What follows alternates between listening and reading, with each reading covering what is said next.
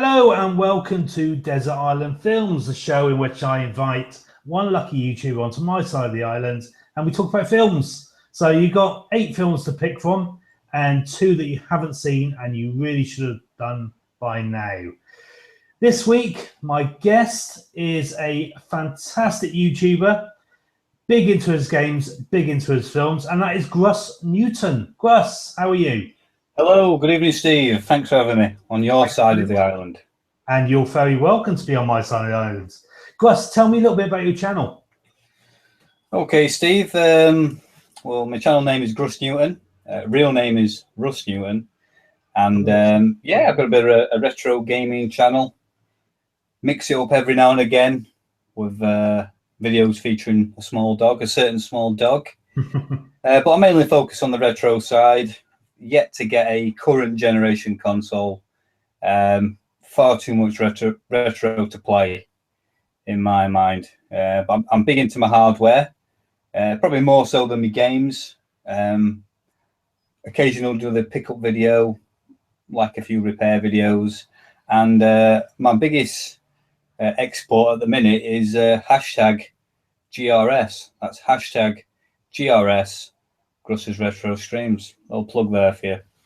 Shameless plug. Shameless. And I just do live streams. I love it. You do like your live streams, don't you?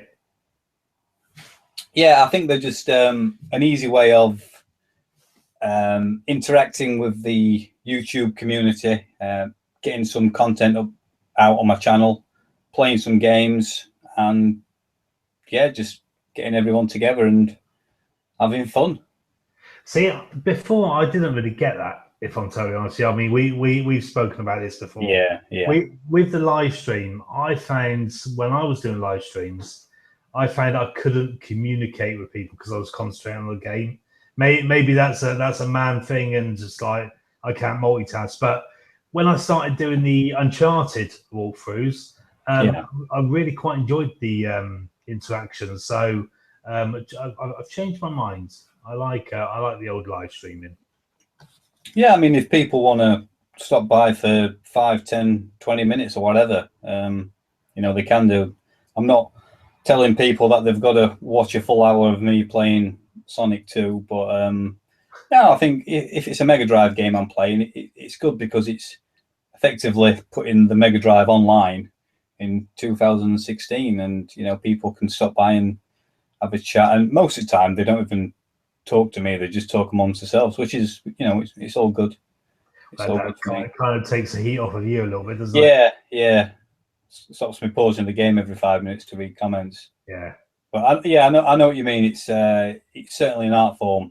Trying to play a game, read comments, sound interesting, and just make it all come across smoothly. It's well, mate, I think I can safely say I think you've mastered that art form, because I quite enjoy your live streams now. Oh, thank you very much. Thank you very much, Steve. Hopefully more than 2 minutes 30. Oi. Okay, so right, Russ, do you know the format of Desert Island Films? 8 films. 8 films, and then 2 that I should have seen. 2 that you really should have seen, and I've got your list in front of me, and one you should, well, both you really should have seen. So shame on you, but we'll get to that a bit later on. So we will start straight off on your number 8 pick. Okay, then this is a film that I haven't seen. Okay. So number 8 is Mrs. Doubtfire. That's right, Sorry. Mrs. Doubtfire. That is right. Yes. So why Mrs. Doubtfire, Russ? Mrs. Doubtfire.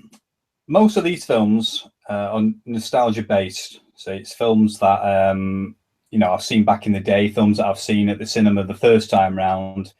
I've gone with my sister or my mum and dad, and then later on we've watched them, family and friends, on video, and then through my childhood growing up and school holidays and all that lot. But Mrs. Doubtfire, big massive Robin Williams fan. We went to see this when it came out originally. I think we watched it at Meadowhall, if I believe. And it's just one of those films that it doesn't matter where it is. If it's on the TV, you can just turn it on, and it doesn't matter if you're 20 minutes, an hour into it, you can just sit and watch it. Yeah. Nice, easy. good comedy film from the late great Robin Williams. Yeah, definitely. I mean, the little bits that I've seen from it, it does look like quite a happy film. You know, quite sort of like easygoing. One that you can sit down and not think too much about, just enjoy the comedy and that's it. Take your brain out film. Yeah, no, completely. So, did you say you've seen that at cinema? Yeah. Okay. 1993, so I would have been 11-year-old. Bloody hell, 11-year-old Russ. 11-year-old, yeah. I still remember coming back from the cinema as well, and my mum was talking to us in the car, asking us, what we thought of it, and yeah, really enjoyed it. Yeah, but this is the thing with, like, we were speaking before about this, that it's not just the film. When you were younger, you kind of remembered every stage of that day. That's it. Yeah. When you wake up, you were going to the cinema at 2:00. You knew where you'd go in. You knew a little bit about the film. I mean, you probably just seen the trailer at the time, obviously. Yeah. It wasn't that big, but yeah. Well, actually, 1993, the internet was fairly accessible, wasn't it? Yeah. I mean, we had no internet back then. It was just a case of watching a trailer. And back then, it was just one trailer, wasn't it? One 30, 40-second trailer, not one of these teaser of a teaser. 1, 2, 3, 4, 5-minute job. By the time the film comes out, you know everything about it. So as long as it sticks Star Wars in front of that, I'm game for those. But any others, yeah, that's fine. That's all good for me. What's your favourite bit of the film? Your favourite part of the film? Favourite part, probably the dinner scene when they go for dinner, and he's running backwards and forwards to the toilet, and he's changing from the male character Robin Williams. I've seen that, and then back to Mrs. Doubtfire, and then he's getting slowly more and more drunk, and he drops his false teeth into his glass. And Pierce Brosnan is also in the film, and he plays a really good part, actually, quite good with the comedy. And he's trying to get his false teeth out of the glass, and obviously he's trying to talk, like he's got no teeth. Yeah. And they're both trying to get these false teeth out of the glass, and they're trying to make a pincer. Make a pincer, dear. Make a pincer. Fantastic. I mean, me and my mate, we always comment on that, and yeah, really good memory. I mean, there's loads of scenes really. The part where Pierce Brosnan's choking, and he does the Heimlich maneuver. That's it, yeah. So that's a classic. But yeah, great film, and probably would have gone to see it. I'm just looking at the release date now, 28th of January 94. So we probably would have gone to see it at half term or maybe Easter, probably in early 94, I imagine. So yeah, a long time ago. Now I think about it. Again, sort of good memories of that sort of era. Then being back in school, the best years of your life. Yeah, the easy years. The easy years. Yeah, definitely. Brilliant. Okay, so Russ, your pick number 8 was the fantastic Mrs. Doubtfire. That's it. Then moving on to pick number 7. I did have some trivia, but I've been very lazy and I haven't done my research, so we're going to bypass that part of the show, unfortunately. But fortunately for everybody, I know quite a lot about the next film. So pick number 7 is True Lies. Arnold Schwarzenegger. Yep. Personally, for me, it's up there as one of the best later Arnie films. Yeah. I mean, obviously, you've got your 80s Arnies, and you've got your 90s, and I think it was up there for me. It was definitely the 90s form, wasn't it? Yeah, definitely. Really good film. Yeah. There's so many standout moments to that film. It's unbelievable. I think the storyline's brilliant. I think the action scenes are brilliant. I think the acting's brilliant. I think Jamie Lee Curtis in the dance is brilliant. I love that film. Is it Bill Pullman? Bill Paxton. Bill Paxton Bill Paxton in the car Yeah. Oh, fantastic with, scene. Yeah. with the dream sequence. Yeah. Smashes him in the face. That gets me every time. Yeah. Such a great moment of the film, and it's like, and he sort of like comes back to reality, and they both laugh, and it's like, you're so gonna get it, mate. Yeah. Yeah. Really good film. But Brilliant. I think, like you said, I think it's got a bit of everything, hasn't it? It's got comedy, action, a little bit of drama. Yeah.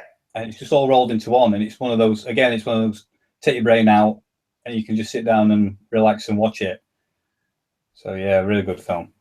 I did read somewhere, I think it was like near the time, that James Cameron was turned down to do the next James Bond. So he basically wanted to make a James Bond film, and True Lies was it. Yeah, I think I've read something about that myself. Yeah. Yeah. And did they plan a sequel, didn't they? But I believe they did. Didn't it get cancelled due to 9/11? Do you know? I'm not too sure. That rings a bell as well. Yeah, rings a bell. I'm sure he planned something. He had a script and he wanted to do it around 2000, 2001. But when everything happened, it just got shelved. And as far as I know, that's it. Things like terrorism and things like that, you can't really.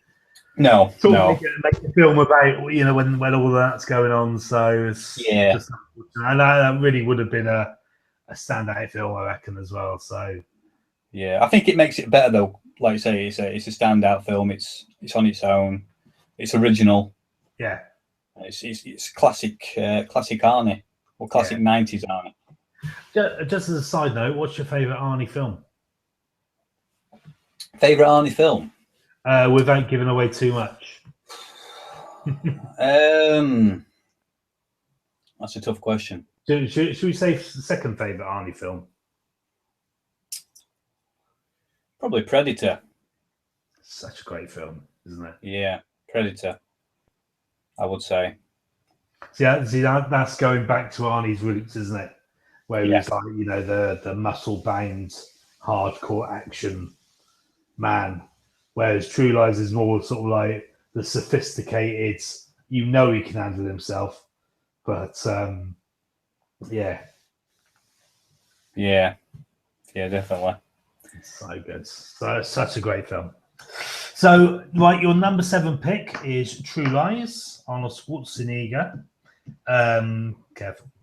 Right, and then moving on to number 6 is a film I know nothing about, never seen it in my life, and it is Back to the Future. Of course, I've seen it. Many times. Many times. Many times. Why Back to the Future 1 and not 2? That's my question for you. Again, I can remember watching this on video, VHS, and I actually wore the tape out. I used to watch it that many times. It just killed the tape. Never saw it in the cinema the first time around. 85 was it when it came out? 85. I think it was the same year as Rocky, and same year as Teen Wolf as well. Actually, I remember that being advertised. Yeah, and obviously, after watching Back to the Future, when you come out and you see another Michael J. Fox film, you sort of like all over that. So yeah, same year as Teen Wolf. Well, I would have been 3 years old when this came out. So hell, that's unfortunately I missed it the first time in the cinema. I did go and watch it for the 25th. Was it 25th anniversary of the year? Yeah, watched it on in the cinema, and it fantastic to watch. I mean, I've seen it on Blu-ray and 1080p and all that, but to actually go to a cinema and watch it on the big screen with the speakers and everything, it was just great atmosphere. But I can't remember the first time I saw it. It's just one of those films that it's always there. It's just always like it's always in your memory as being there. I don't know who introduced it to me, whether it was my dad or what. I don't know if we saw it on telly, but I remember having it on video. We want the original video. It were recorded off the TV, so I must have watched it when it popped on TV. Probably late 80s, I imagine.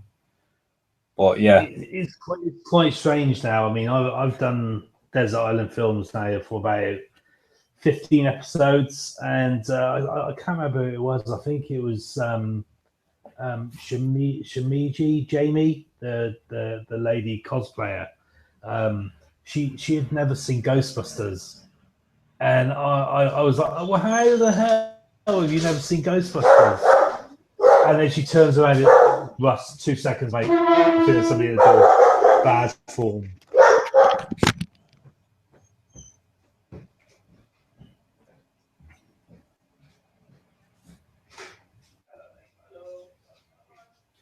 bloody takeaway again, isn't it? He told me before we came on. Double cheeseburger, chips, Coke. Right, apologise for that because I've been waiting all day for that fucking Amazon delivery. Oh, Amazon, we're at Amazon. Comes at 6:30, so I'm fucking on a chat. How bad? How bad? Yeah. So and it turns out, you know, she's never even seen it. So I'm totally gobsmacked. And it turns out when it came out, when Ghostbusters came out, she wasn't even born. And it's like, okay, I kind of get that. You know, it's like, of course you haven't seen it. And then obviously when she's like old enough to see it, it's kind of an old film, so you don't really get around to seeing it. Yeah. I mean, we have a lot of work experience kids from school at our place. Yeah. And whenever they come, I mean, they're always like 14, 15. And I'll always ask them the same set of questions. I'll ask them about retro video games. Yeah. Do you know what a Mega Drive is? Do you know what a SNES is? And the majority do know. And then I'll ask them about films. I'll say, have you seen Terminator 2? Have you seen Back to the Future? Have you seen Aliens? And most of them have not seen the films. It's just like, you ask them about Rambo. Have you seen Rambo? Oh, I've seen you know, Rambo. Well, it's not called Rambo 5, is it? It's just Rambo. Yeah. Yeah. It's weird, isn't it? But I suppose we forget what generation we live in. Yeah. Really. No, this thing you do kind of forget that you are middle-aged as such. You're getting older. Yeah. Well, I won't say I'm middle-aged. I think that's a bit strong, but a bit harsh, isn't it? Good. Yeah. Good about yourself. I still class myself as early 30s, if that's possible. Are you really?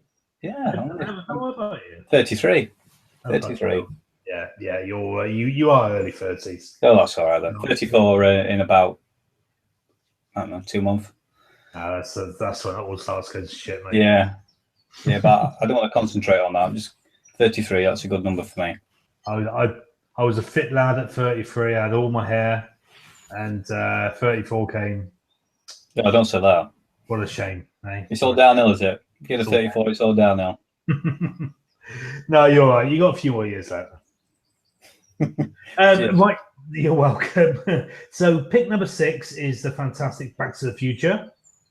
And then moving on to pick number 5. I was quite surprised to see this film in there. It's one of my favourite films. Again, like we were talking about before, it is one of my favourite films, but it didn't make my top 10. But it could have easily made my top 10. And that is Michael Douglas, Romance in the Stone, and Kathleen Turner. Yeah. Back then, obviously not. Back then, not now. Yeah. She's got a little bit ropey. Jesus. Yeah, a lot ropey. My bad. So why Romance in the Stone? Yeah, again, another one of these films. I don't really remember watching it the first time round, but I've got strong nostalgic links to it. I've watched it a lot of times, and I'm a big Michael Douglas fan. And yeah, it was a toss-up between this and The Game, if you've ever seen it. Oh yes, that's got Sean Penn in. Sean Penn, yeah. I think that was 1998 though, but yeah.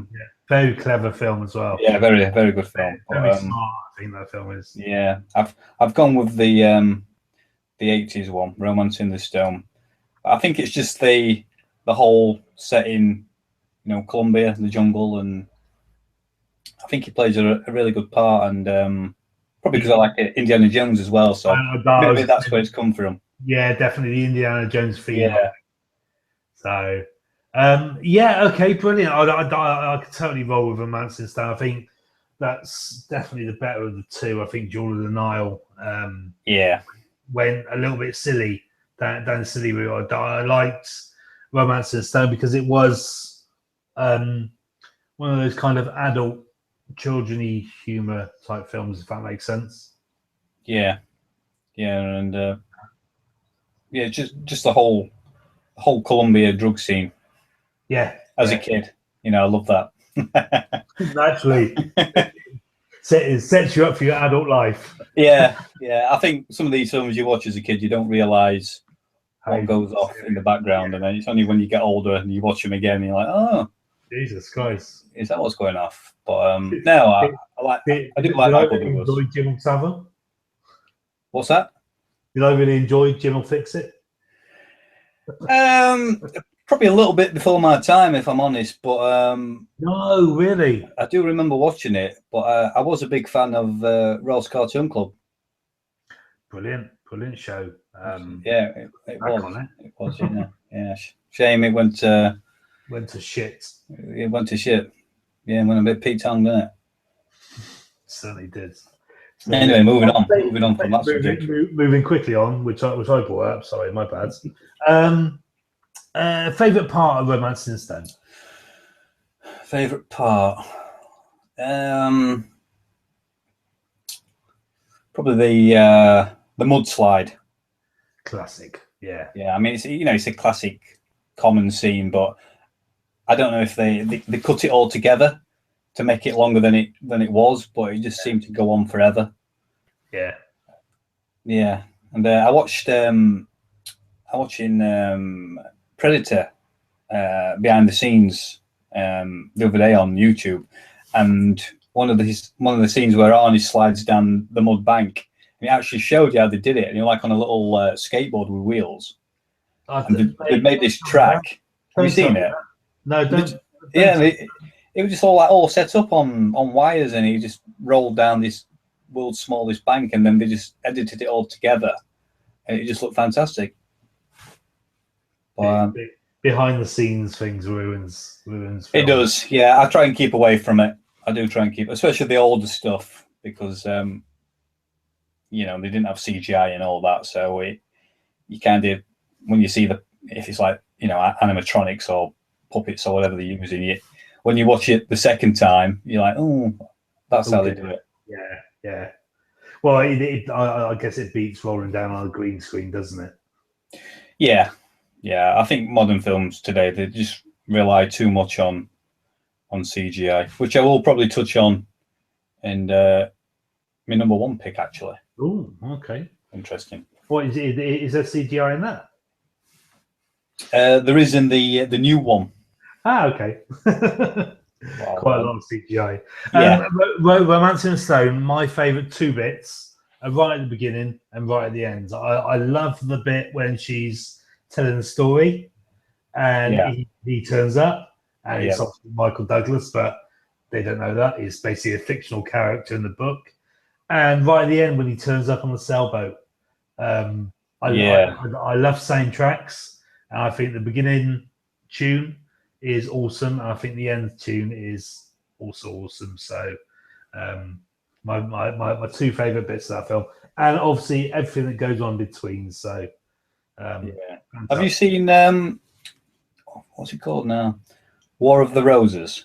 Yeah, that's, I mean, obviously they're playing different characters, aren't they? But it's still it's still them. But that's one of those Richard Pryor, Gene Wilder things, isn't it? Where they pop up in the same film all over the place, and just because like they work together, I guess. So I've not seen it for a long time, but aren't they a married couple or something? And they having arguments. That's it, and they kill each other, don't they? Do they plan? They're trying to, aren't they? It's like a comedy type. Well, it's got comedy aspects to it, but I'll have to watch that. I'll have to give that another watch.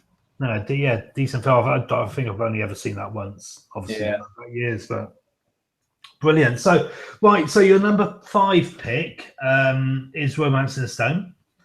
Then moving on to your number 4 pick, and I can't tell you how pleased I was to see this film in there because it's different, it's unique. I've only ever seen the film once, back in God knows when, and there's a little story to it as well, which I'll tell you in a second. And that is Stephen King's Christine. Yeah, great film. Tell us about it. First saw this. Have you still got that picture I sent you the other day? Mm-hmm. Yeah, on video disc. That's the one. My dad had been to a boot sale Sunday morning, and he came back with this video disc player, and it's kind of like a laser disc, but they're encased. But it's basically it's a different format of laser disc. But yeah, he came out with this like 80s or it's late 70s or whatever video disc player, and it came with like a stack of discs. Yeah. And he put this on Christine. He goes, "Oh, you like this?"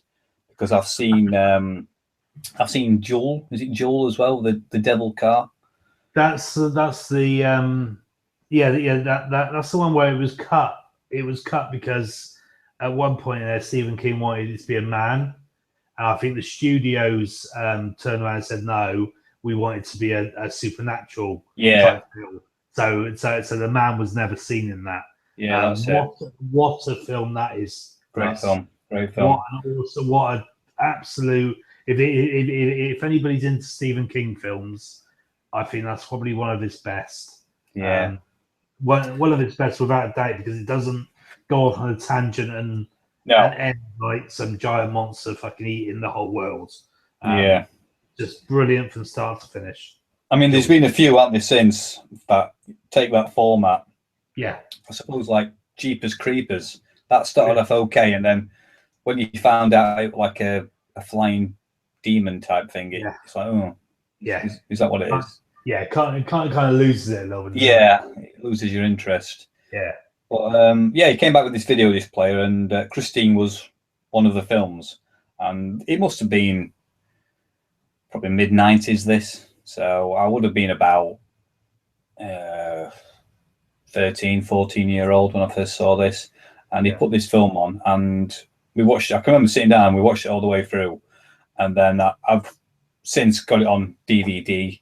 It doesn't come on TV often, which is quite strange. It doesn't, does it? No, it's not really on TV. But yeah, it's just one of those films that it interests me because it's got cars in, and it's, you know, I think the characters make it for me. Arnie Cunningham, you know, he starts off as this this recluse nerd type loser.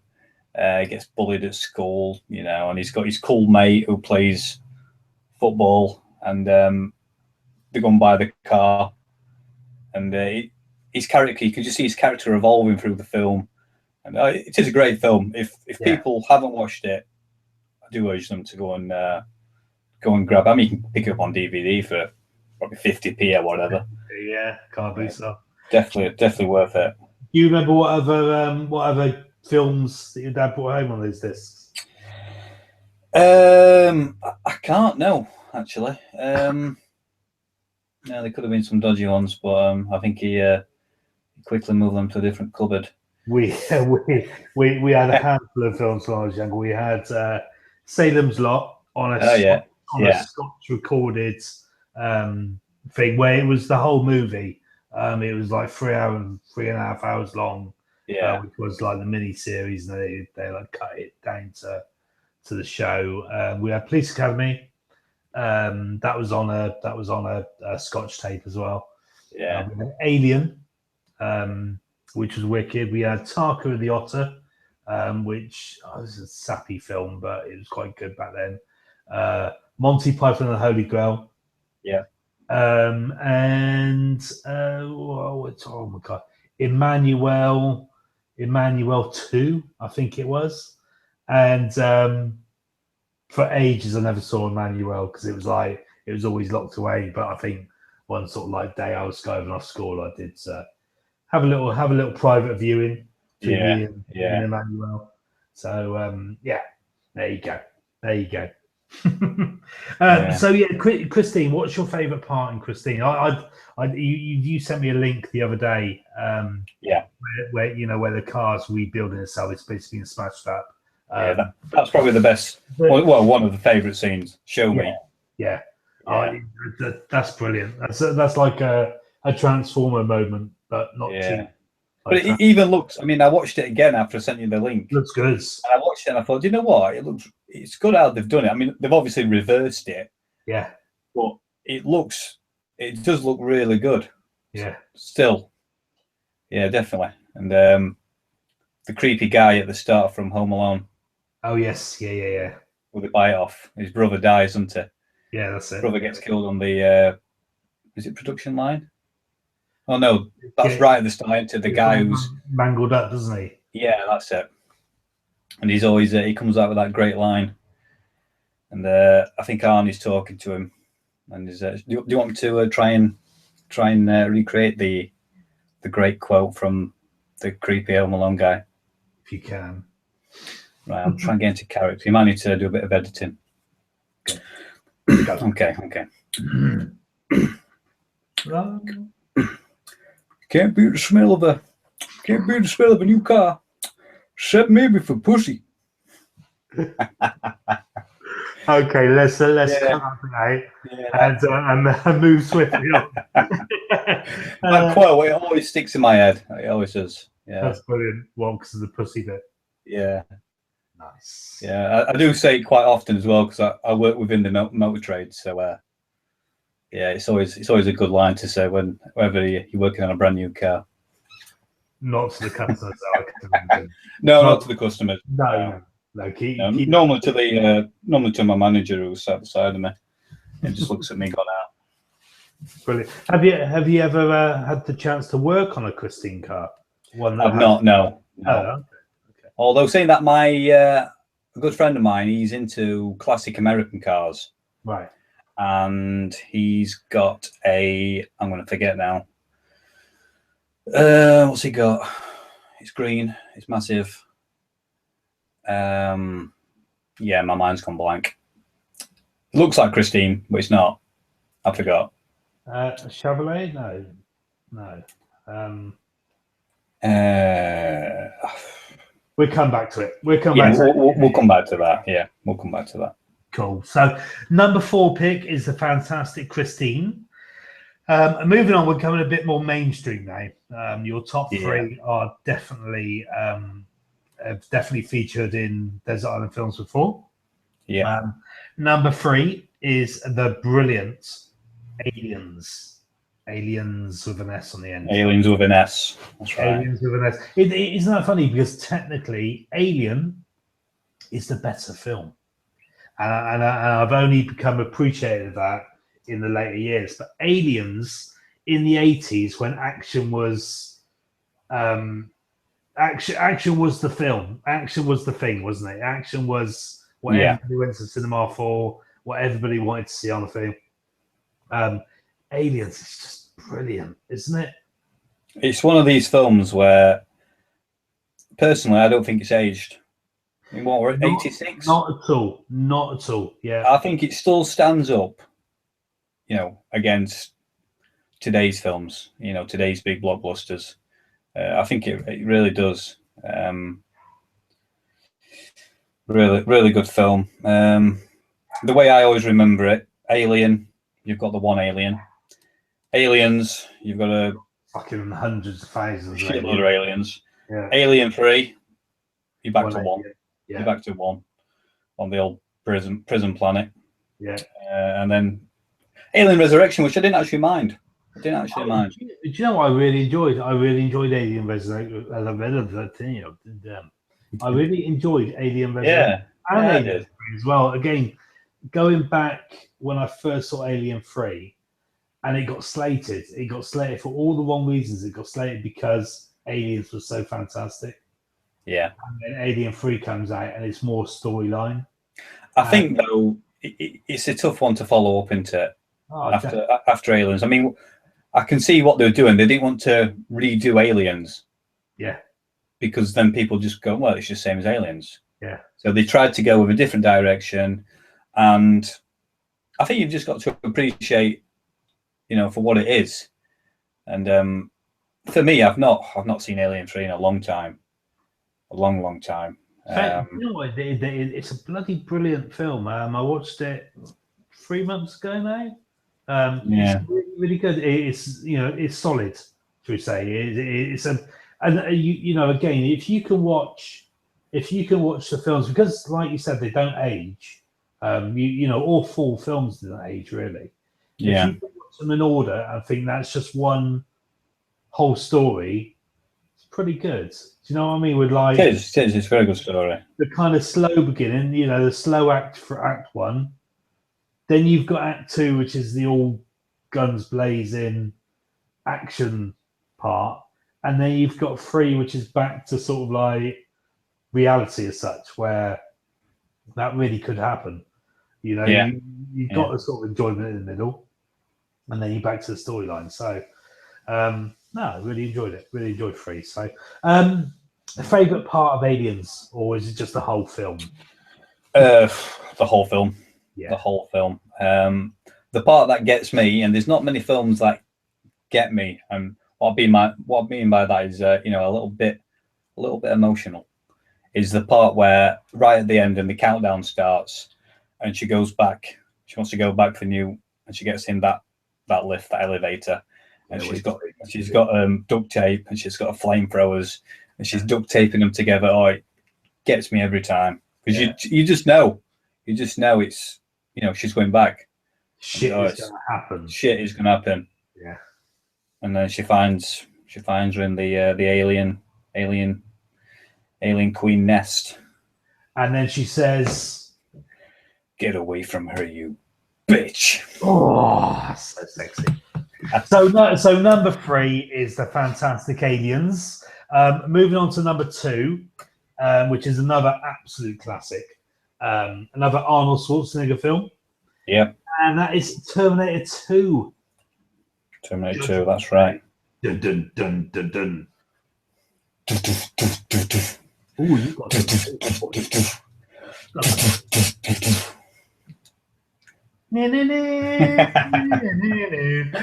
good, that, yeah. Do you know what? That's another film I've seen in the cinema, and I think I was 15 at the time, so it was like, yeah, that's cool. I'm 15 years old. I'm gonna go and see a 15 film, and this better be good, because the hype behind it was unbelievable. Oh yeah. In magazines, Film With You. Do you remember a magazine called Film With You? Yeah. That sort of like gave it the highest rating. I remember the cover to this day had like Arnie with his leather jacket on and everything like that. And and that just didn't disappoint. Again, from start to finish, did not disappoint. No, it is again. It's one of these films that you can watch it. It doesn't matter where you turn it on. You can just sit down and you can just watch it. Oh yeah, it's just a great film. What, in 1991? I think so. Yeah. All right, and it still stands up really, really well. And I only recently learned this, which sounds a bit dumb, but the scene where they're in the mental hospital, and the security guard goes to get a coffee from the vending machine. Yeah. And turns around, and Robert Patrick's obviously morphed into him. Yeah. I know it sounds dumb, but I didn't realise that the two people were twins.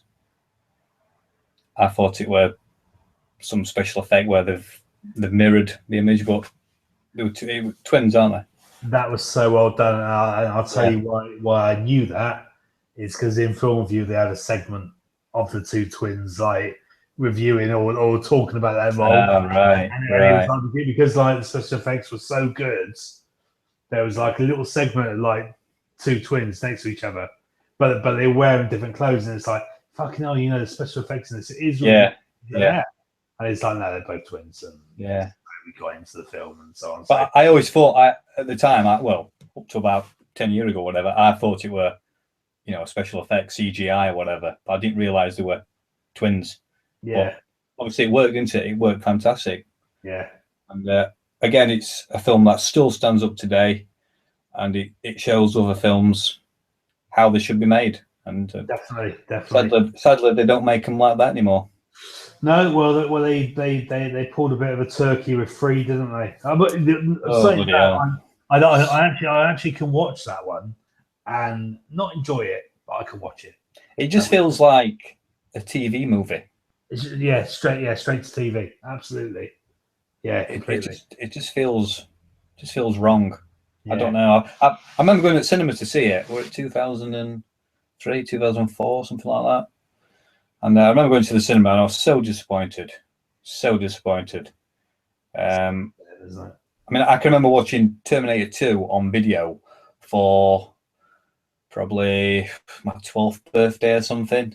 I had some friends around and because we'll get Terminator 2 and we watched Terminator 2 and we watched Tremors, believe it or not. And when Terminator 2 went off, my mate turned around and said to me, he said, "Do you think they'll make a third one?" And I said, "No, that's it. I don't think they will, that's it." And obviously I was wrong. Unfortunately. Yeah, I think they could have quite easily stopped at number 2. Yeah. And just left it. Terminator 3. Yeah. It's a sad reality that if one film makes millions, then you're going to pump out some shit afterwards. Yeah. I just think they left it too long. Yeah. They left it too long. What, 91 to 2003 or whatever. It's too much of a gap. Yeah, they could. Mind you, what year were Terminator 1? That was quite early, wasn't it? Were it 87, 86? Let me have a little look.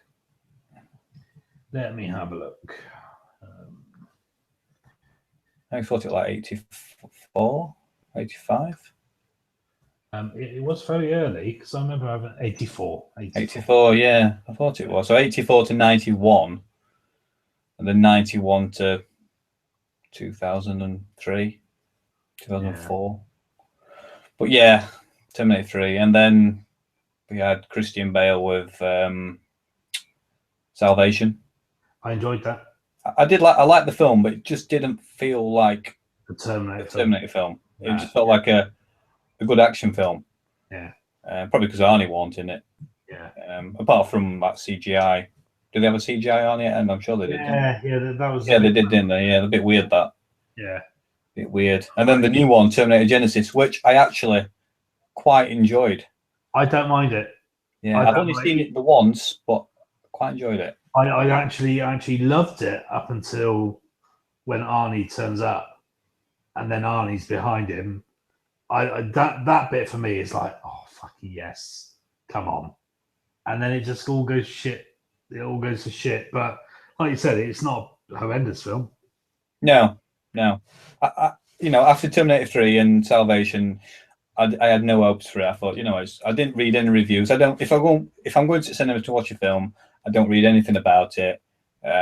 Just keep away. And then I went in with an open mind, and the storyline got a little bit funny, didn't it, with Skynet and John Connor and all that. But yeah, I enjoyed it, and I've only seen it the once. So I keep meaning to watch it again. But 10 times better than Terminator 3. I don't know where they're going to go with storyline. It's supposed to be a new trilogy, isn't it? Yeah. But it did perform so bad that then I talk about not doing the trilogy, which I think would be a shame because, again, it's okay. Terminator Genesis, it wasn't that good. But then what if they pump out a really good sequel to that one? And then it's like, okay, Terminator Genesis, it's a filler until you get to the good one, and then we'll take it from there. So, but then if it turns out to be another Terminator 3, straight to TV, American, fucking AMC presents, then no, not for me. I mean, what else can they do with it? Don't know. Other than complicate the storyline even more with time traveling. I don't know. Go in the past, I guess. Go sort of like, not saying how they've kind of been in the past, haven't they? Or go so far in the future. I don't know. Yeah, you're right. It's dead. It's gone. I know when I went to see it with Mrs. and we got halfway through it, and I was doing quite well. I was keeping up with the storyline, and then she kept leaning across, asking me, "Who's that? Who's that?" I was like, "It's John Connor." Blah blah blah. And then it got halfway through, and my mind was just there was just smoke going out my ears. I couldn't work it out. You get to a point where you're thinking about it that much, you're not actually watching film.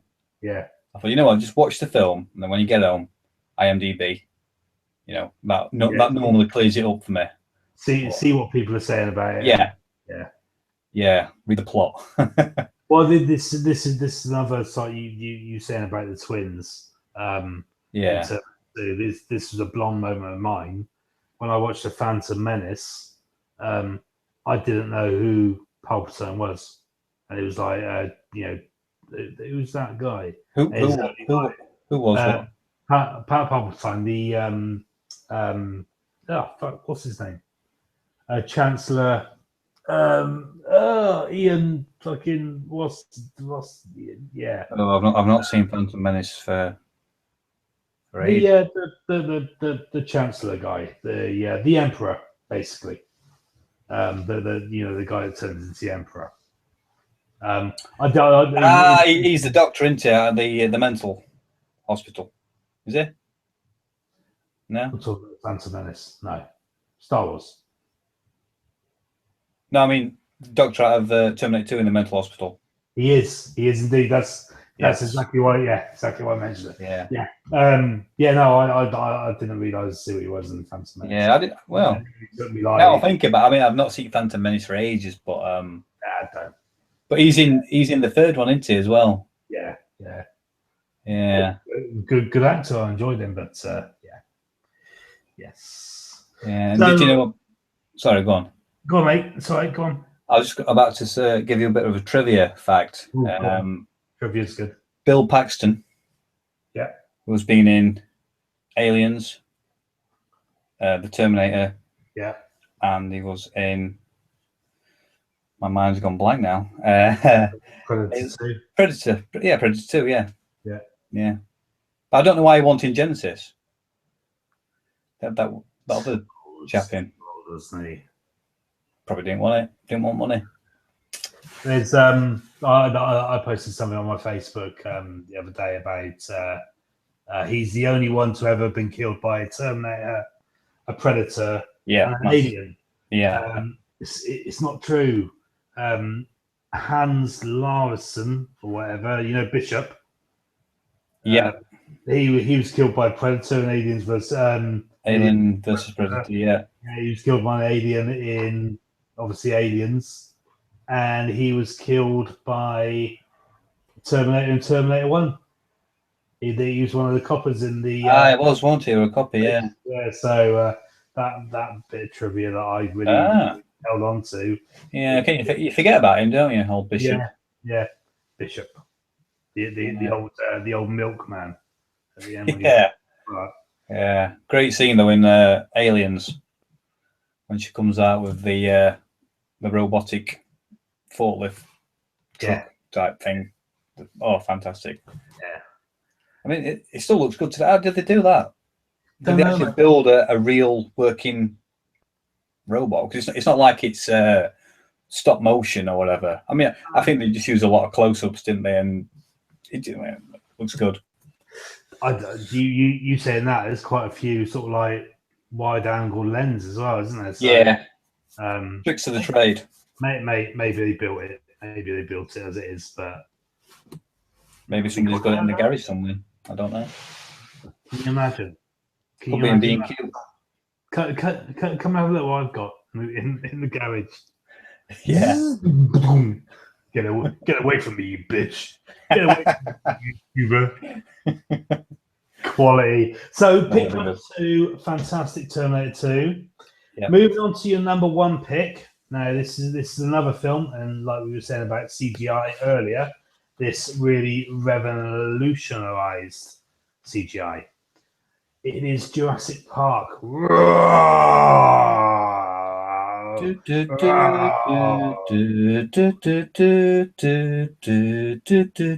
Sorry, I was on the island then. The other island to the film island. Fuck. With a T-Rex. T-Rex. Jesus, he's not invited to the island. He'd wreck everything. He would. So Jurassic Park. Why Jurassic Park? Jurassic Park. Massive nostalgia kick. I went with my dad on my 11th birthday. Yeah. I remember the build up, the hype was biblical, fantastic. Weeks and weeks before I knew the film was coming out, pestering my dad all the time. I want to go and see it. think we're at PG. I'm sure it was PG, wasn't it? It was, yeah, it was. And it didn't say no or yes. It just kept quiet about it. And then it must have been my birthday on the Saturday. And my mum just said to me, just take him. Just take him. And goes, come on, then we'll go and watch it. And we went to watch it. And to this day, it still blows me away. And I went to watch it when it was re-released for the, like, Back to the Future for the 20 years or 20 years. Yeah. Watching it in 3D. And the T-Rex scene, bar none, is one of the greatest scenes ever. Agreed. What when they're in the car? Yeah, when it turns up and you've got Jeff Goldblum and Sam Neill.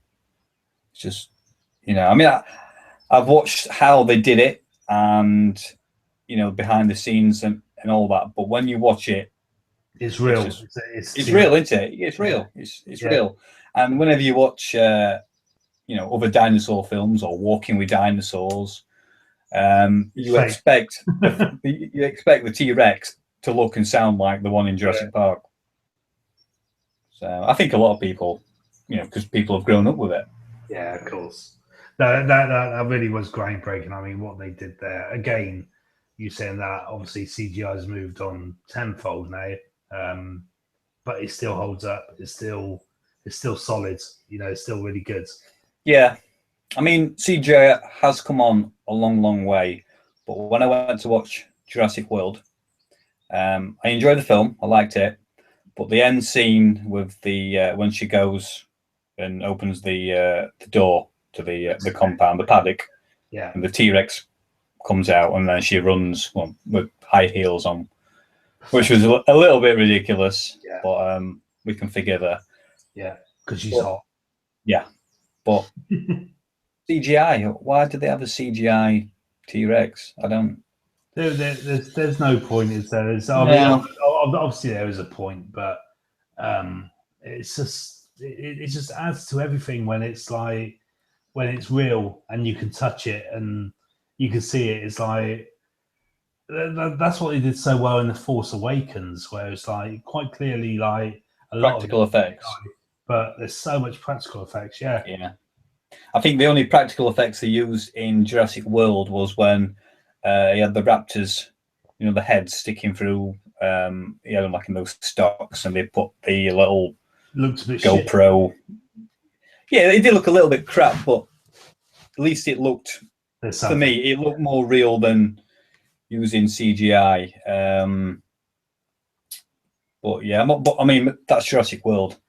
Still a good film, but for me, you can't be where it all started. 1993, Jurassic Park, which changed, I suppose, filmmaking in general. I mean, the way films were made and created the summer blockbuster. Yeah, definitely. And great film, really good film. Favorite part, was it the T-Rex? T-Rex scene, got to be the T-Rex scene. I'm just thinking if there's anything else that stands out. I think I read once that I read the number 8 minutes, but I think there's more. There's got to be more. If you put all the dinosaur scenes together, there's only a really small amount of actual on-screen dinosaur action. But it's the way they've done it, isn't it? Again, they were clever how they did it.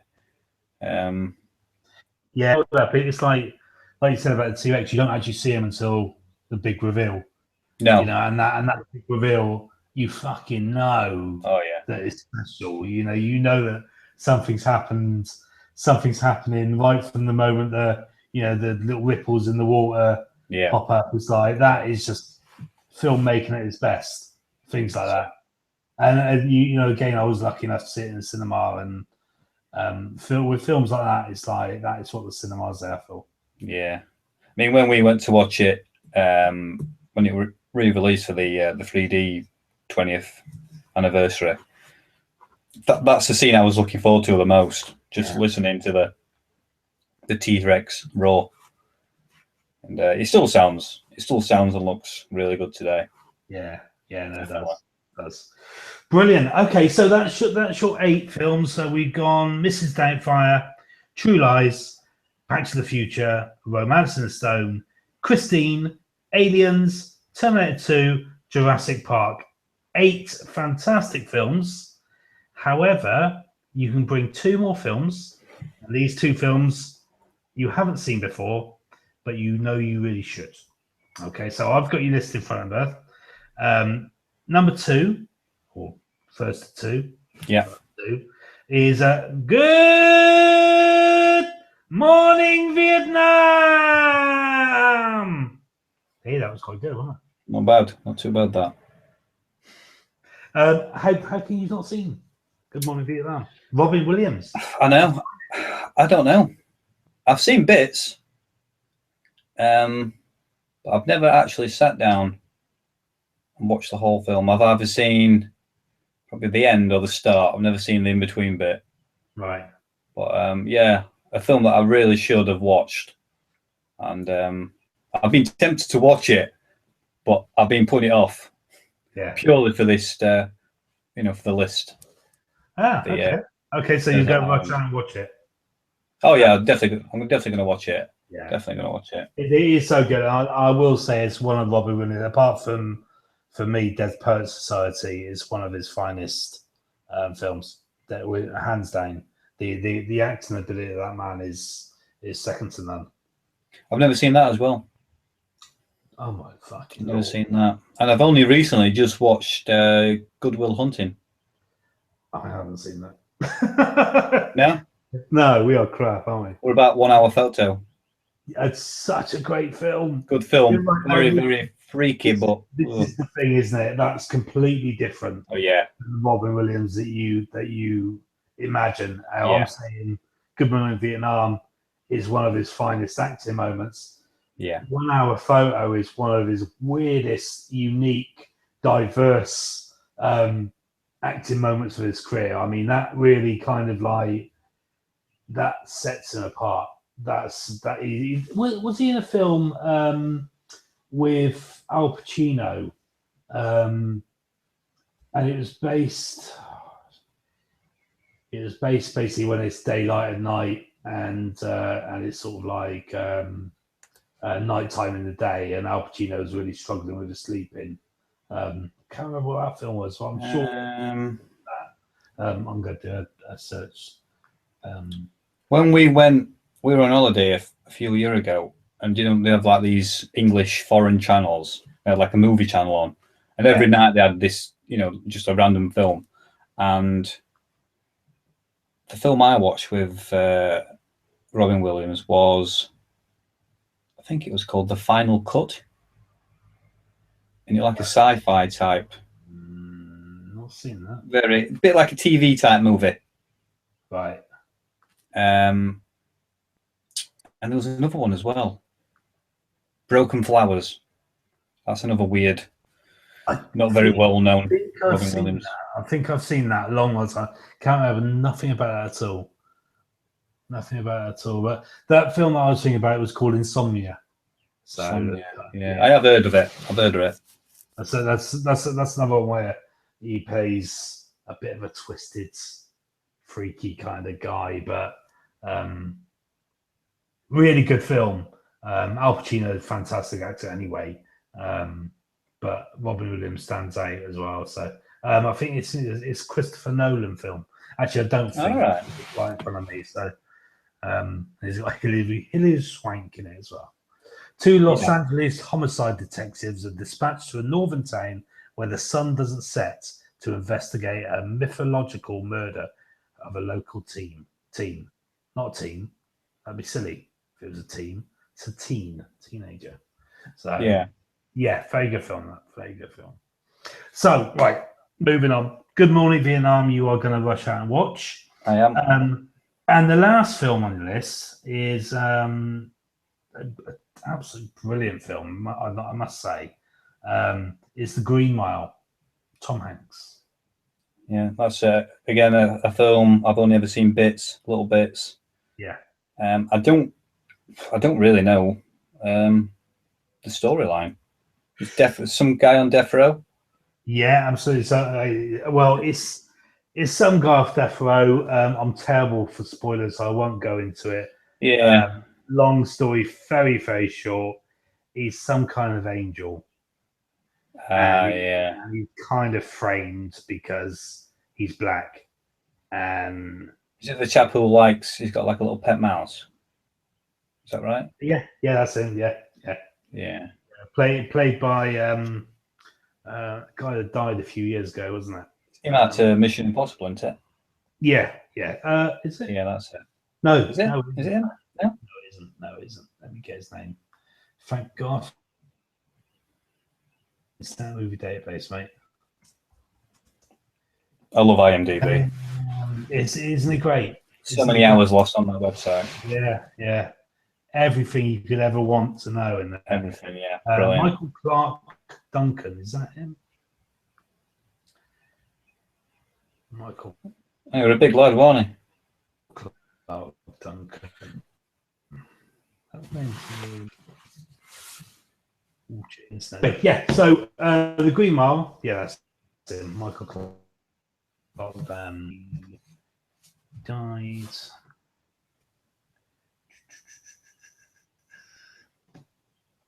2012. Ah. So who were the chap off Mission Impossible? Did he die as well? No, he's still alive, isn't he? He's still alive. Chap off Mission Impossible.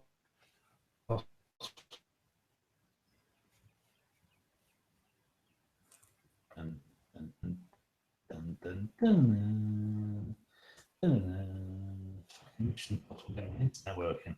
I'm looking myself actually. Just oh